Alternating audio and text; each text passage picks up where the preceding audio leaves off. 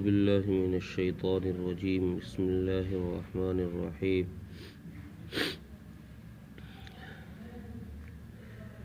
ان تجتنبوا کبائر ما تنہون عنہ نکفر عنکم سیئاتکم وندخلکم مدخلا کریما۔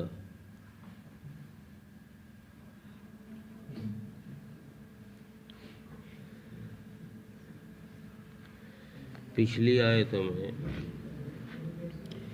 جن گناہوں کا تذکرہ کیا گیا،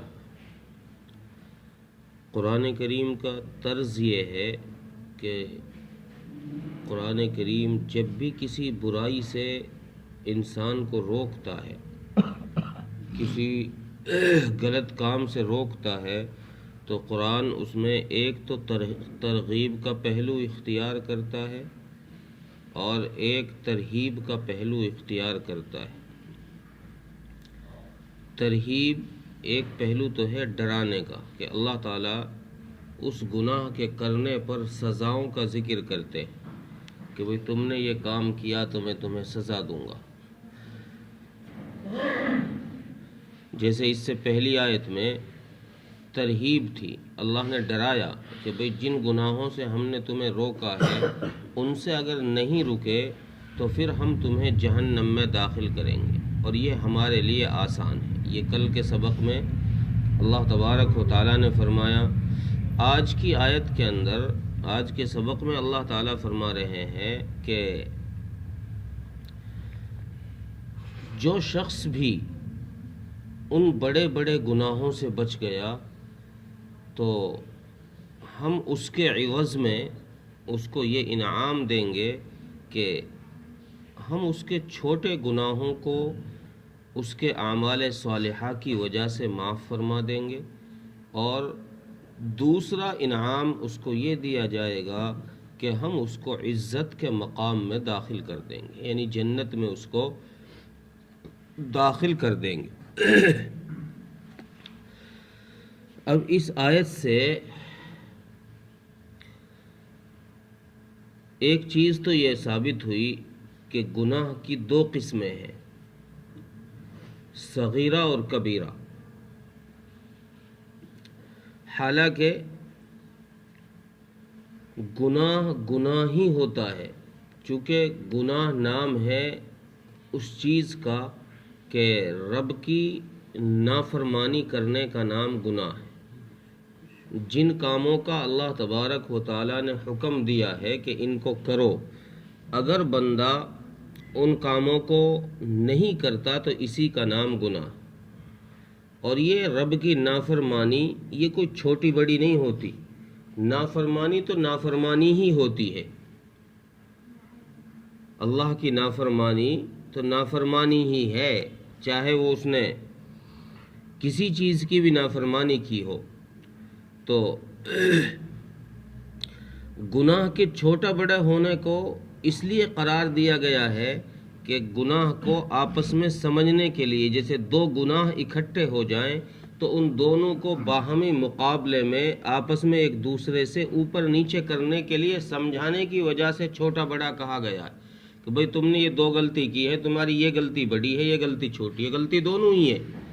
تو چھوٹی کہنے کا مطلب یہ نہیں ہے کہ تمہیں اس سے روکا نہ جا رہا ہو، اس گناہ سے بچنے کی ترغیب نہ دی گئی ہو، ترہیب نہ دی گئی ہو، بلکہ جیسے بڑے گناہ سے روکا گیا ہے ویسے ہی چھوٹے گناہ سے بھی روکا گیا ہے۔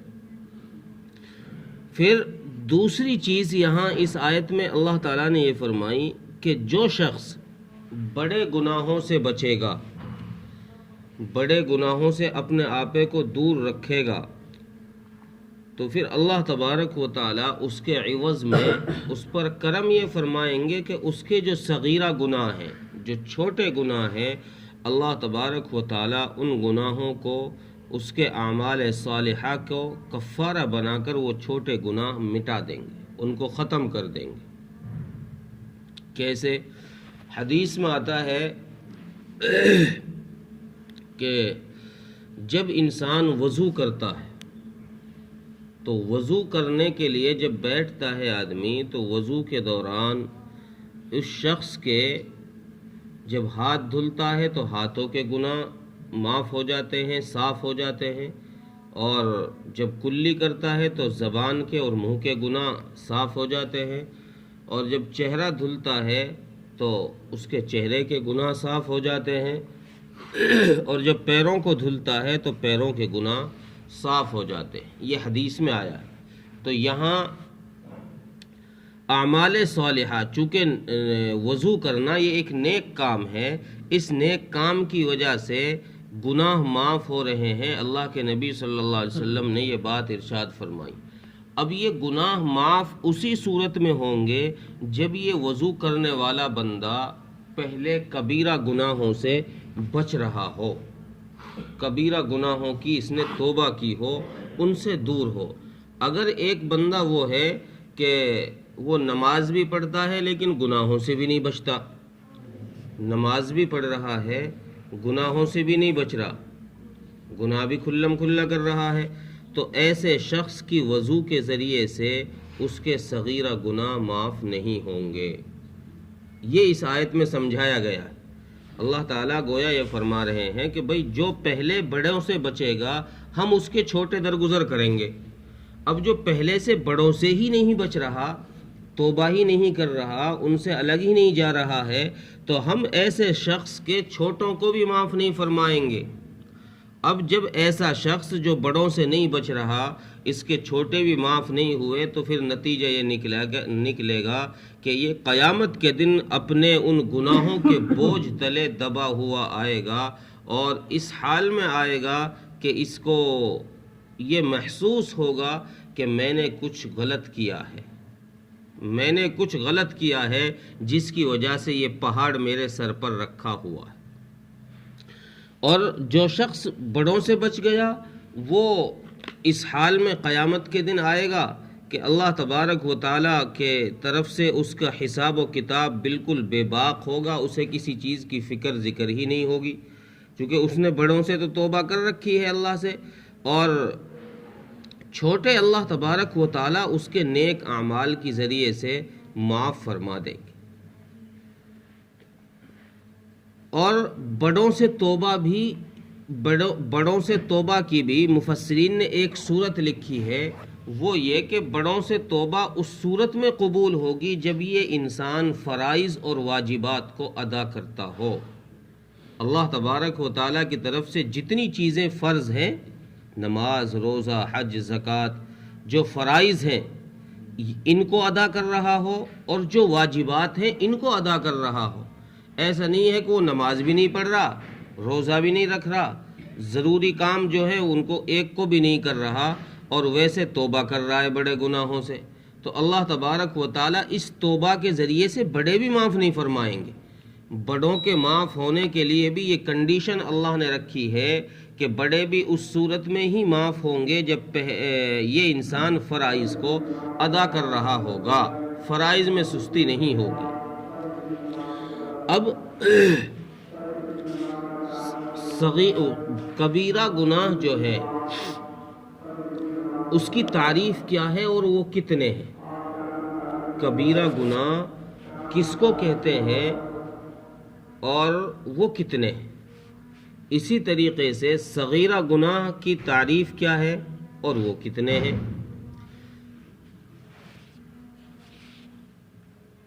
علماء امت کے اکثر علماء کا، اکثر کیا سب کا ہی اس بات پر اتفاق ہے کہ نافرمانی کا نام گناہ ہے، اللہ کی نافرمانی کا نام گناہ ہے۔ اب کبیرہ گناہ کسے کہتے ہیں؟ کبیرہ گناہ ہر اس عمل کو کہا جاتا ہے جس عمل کے نہ کرنے پر رب کریم کی طرف سے قرآن کریم میں یا احادیث میں کوئی دنیا میں وعید سنائی گئی ہو کہ بھئی یہ کام جس نے کر لیا اس کو یہ سزا ملے گی، اس کا یہ حشر ہوگا، یہ ہوگا۔ جس عمل کے کرنے یا نہ کرنے پر قرآن اور احادیث میں کوئی وعید سنائی گئی ہو، اس عمل کے کرنے پر انسان اس عمل کے کرنے کی وجہ سے انسان کبیرہ میں داخل ہو جاتا ہے، وہ عمل ہی کبیرہ بن جاتا ہے جس عمل پر قرآن و حدیث میں کوئی وعید آئی ہو۔ اب ایسے بہت سارے گناہ احادیث میں، کئی حدیثوں میں الگ الگ جگہوں پر رسول اکرم صلی اللہ علیہ وسلم نے ایسے الگ الگ گناہ گنوائے ہیں جن کے بارے میں فرمایا کہ یہ بھی کبیرہ ہے، یہ بھی کبیرہ ہے، یہ بھی کبیرہ ہے۔ جیسے ایک حدیث میں فرمایا کہ اللہ کی ذات کے ساتھ کسی کو شریک ٹھہرانا کبیرہ گناہ ہے، اور اسی طریقے سے میدان جنگ سے پیٹھ پھیر کر بھاگنا کبیرہ گناہ ہے، کسی کو دھوکہ دینا کبیرہ گناہ ہے۔ ایسے بہت سارے گناہ، والدین کی نافرمانی کرنا کبیرہ گناہ ہے، اور اللہ تبارک و تعالیٰ کے اوامر پر نہ چلنا یہ بھی کبیرہ گناہ ہے۔ احادیث میں بہت ساری جگہوں پر رسول اکرم صلی اللہ علیہ وسلم نے الگ الگ گناہوں کے متعلق فرمایا کہ یہ بھی کبیرہ ہے، یہ بھی کبیرہ ہے۔ جیسے ایک حدیث میں فرمایا کہ اللہ کی ذات کے ساتھ کسی کو شریک ٹھہرانا کبیرہ گناہ ہے۔ اس کے بعد فرمایا کہ جو شخص حاکم یا افسر ہوتے ہوئے جھوٹ بولے یہ بھی کبیرہ گناہ، یا بادشاہ ہو وہ خود، یا پھر وہ خود افسر ہو اور پھر بھی جھوٹ بولے، یہ کبیرہ گناہ ہے۔ اسی طریقے سے اپنے ماں باپ کو گالی دینا کبیرہ گناہ ہے۔ اور صحابہ حضرت ابو ذر غفاری رضی اللہ عنہ پوچھا، ہے رسول اللہ اپنے ماں باپ کون گالی دے گا؟ اپنے ماں باپ کو کوئی بھی گالی نہیں دے گا۔ اللہ کے نبی صلی اللہ علیہ وسلم نے ارشاد فرمایا کہ ابو ذر، جب تو کسی دوسرے کے ماں باپ کو گالی دے گا وہ بدلے میں تیرے ماں باپ کو بھی تو گالی دے گا۔ جب وہ تیرے ماں باپ کو گالی دے گا تو گویا تو ہی اپنے ماں باپ کو گالی دے رہا ہے۔ تو اللہ کے نبی نے فرمایا کہ یہ بھی بڑا گناہ ہے، کبیرہ گناہ ہے، اس سے بچنا چاہیے۔ تو ایسے بہت سارے گناہ، اور پھر مفسرین نے لکھا ہے کہ ہر وہ صغیرہ گناہ جس پر انسان بے باکی سے جمع رہے، یعنی صغیرہ گناہ جس کو انسان دھڑلے سے کرتا رہے، کوئی ڈر نہ ہو، کوئی رکنے کا نام نہ ہو، ہر وہ صغیرہ گناہ بھی کبیرہ بن جاتا ہے۔ جس صغیرہ گناہ کو، جس چھوٹے گناہ کو انسان بے باکی سے کر رہا ہے، نڈر ہو کر کر رہا ہے، جماؤں کے ساتھ کر رہا ہے، تو یہ چھوٹا گناہ بھی چھوٹا نہیں رہتا، یہ چھوٹا گناہ بھی بڑا بن جاتا ہے۔ اب یہ بڑے گناہ کل کتنے ہیں؟ جسے میں نے عرض کیا کہ اللہ کے نبی صلی اللہ علیہ وسلم نے احادیث میں کئی جگہ پر الگ الگ گناہوں کا ذکر کیا۔ کسی حدیث میں 5 ذکر کیے، کسی میں 7، کسی میں 3، الگ الگ ذکر کیے ہیں۔ لیکن حضرت ابن عباس رضی اللہ عنہ نے ایک روایت نقل کی ہے جس میں فرمایا کل ما نہی عنہ فہو کبیر، کہ ہر وہ کام جس سے اللہ تبارک و تعالیٰ نے روکا ہے اور انسان اس کو کر لے تو وہ کبیرہ ہے۔ ہر وہ کام جس سے اللہ نے روکا ہے اور انسان اس کو کر لے تو وہ کام سب کبیرہ ہے، کوئی صغیرہ نہیں۔ لیکن ابن حجر نے کتاب الزواجر کے اندر جو کبیرہ گناہوں کی ایک لسٹ لگائی ہے، انہوں نے ایک کتاب لکھی ہے کتاب الزواجر۔ اس کتاب میں کبیرہ گناہ انہوں نے ذکر کیے ہیں اور ہر گناہ کی تفصیل انہوں نے لکھی ہے۔ تو اس میں انہوں نے 467 گناہ ایسے ذکر کیے ہیں جن کے متعلق لکھا ہے کہ یہ کبیرہ گناہ، اور اس سے کم و بیش بھی اوپر نیچے بھی کتابیں علماء اکرام نے، محققین نے بہت ساری کتابیں لکھی ہیں جن میں کبیرہ گناہوں کا ذکر کیا ہے۔ کسی نے 467 سے زیادہ بھی نام لکھے ہیں، گناہ گنوائے ہیں، کسی نے اس سے کم بھی ہیں ذکر کیے ہیں۔ بہرحال اس کا قاعدہ یہی ہے کہ رب کریم کی ہر اس نافرمانی سے بچنا جس سے اللہ تبارک و تعالیٰ نے منع کیا ہے، ہر اس کام سے بچنا، اپنے آپے کو روکنا۔ اور علماء نے جو تعریف کی ہے کبیرہ کی، وہ صحیح تعریف ہے کہ کہ جس گناہ کے، جس کام کے کرنے یا نہ کرنے پر اللہ تبارک و تعالیٰ کی طرف سے کوئی وعید آئی ہو، کوئی سزا تجویز کی گئی ہو، تو وہ کبیرہ گناہ میں شامل ہے۔ اب جو شخص ان کبیرہ گناہوں سے بچے گا تو اللہ تبارک و تعالیٰ پھر اس کی صغیرہ کو بھی مٹا دیں گے، اس کو بھی معاف فرما دیں گے، اور جس کے صغیرہ اور کبیرہ دونوں صاف ہو گئے تو اس کے اعمال نامہ بالکل صاف ہوگا، اور اس کو حساب و کتاب کا کوئی فکر ذکر نہیں ہوگا۔ پھر اللہ تبارک و تعالیٰ کی طرف سے اکرام یہ ہوگا کہ اس کو وَنُدْخِلْكُمْ مُدْخَلًا کریما، اللہ فرما رہے ہیں کہ پھر ہم اس کو مہمان خانے میں، اکرام خانے میں داخل کر دیں گے، ہم اس کا اکرام کریں گے، اس کی عزت کریں گے، اس کو جنت کے اندر داخل کر دیا جائے گا۔ جی ترجمہ دیکھیں، ان تجتنبوا کبائر ما تنہون عنہ نکفر عنکم سیئاتکم، اگر تم بڑے گناہوں سے بچتے رہو گے تو ہم تمہارے چھوٹے گناہوں کو معاف کر دیں گے، تمہارے سیئات، چھوٹی سیئات کو، چھوٹے گناہوں کو تمہارے اعمال صالحہ کی وجہ سے ہم معاف کر دیں گے۔ وَنُدْخِلْكُمْ مُدْخَلًا کریما، اور ہم تم کو عزت کے مقام میں داخل کریں گے۔ اللہ تعالیٰ عمل کی توفیق۔